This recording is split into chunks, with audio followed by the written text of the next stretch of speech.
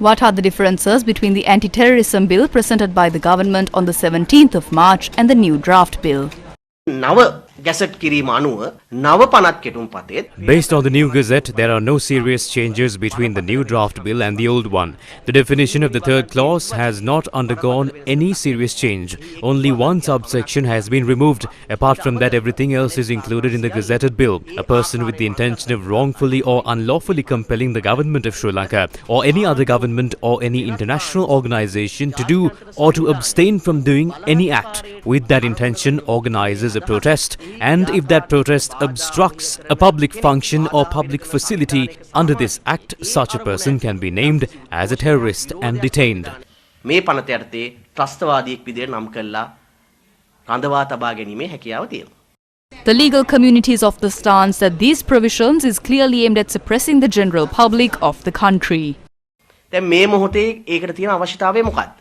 What is the need for this provision now? What is the government doing right now? They are increasing taxes, imposing various bars to the general public, suppressing the people, privatizing state institutions and selling them. If anyone stands up against these actions, they can be named a terrorist. Then when they say international organizations connected to the government like the IMF, the conditions imposed by the IMF to release funds from the bailout package at all conditions that will adversely affect the people of Sri Lanka. According to Section 3, if a person obstructs this international organization connected to the government, that person can be named as a terrorist under Section 3. Next, it says or any other government, it could be the Indian government. They are bringing in investors like Adani and selling state assets, including whole islands. At a time like that, a person acting against that could be named as a terrorist under this act. Thereby, by expanding the scope of this act, the people who are fighting, demanding for their rights can be branded as terrorists.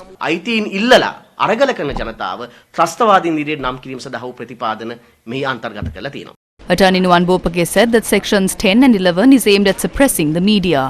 ඊළඟට 10 11 ගන්ති ගත්තට පස්සේ Section 10 and 11 makes it a terrorism-related crime to publish content including on digital platforms that would encourage any terrorist-related activity as defined in the Act. The government can designate such a person as a terrorist if anyone expresses views against the government's privatization that could be defined as a terrorist act. This seriously affects the freedom of expression of the general public. ඒතර භාෂණයේ ප්‍රකාශනයේ අයිතිය බරපතල ලෙස උල්ලංඝනය කරන කොන්දේසියක් බවට ඒකපත් වෙනවා. He also expressed concern over the massive powers conferred on the President through Article 82 of the Act.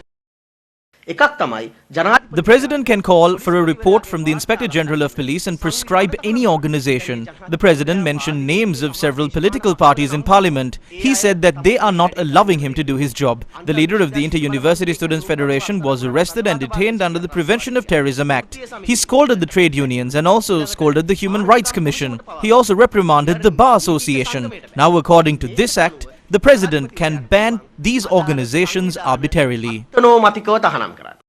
The legal community expressed concern and is of the view that the anti-terrorism bill is worse than the current Prevention of Terrorism Act.